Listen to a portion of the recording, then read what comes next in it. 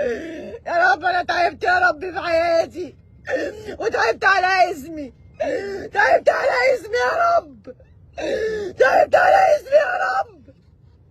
بشتغل 24 ساعة، بشتغل 24 ساعة، وأي حاجة بشوفها ولا أي حاجة بتحصل بعديها، وأقول بتعدي، كل حاجة بتعدي، معيش فلوس بتعدي، بكرة هتفرج، ويوم ما تفرج عليا بعد شهر 42 سنة، أنا عندي 42 سنة فيهم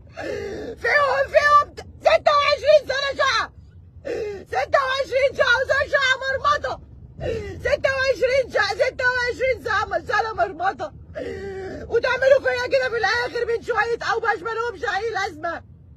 ازاي الحكومة سكتهمش؟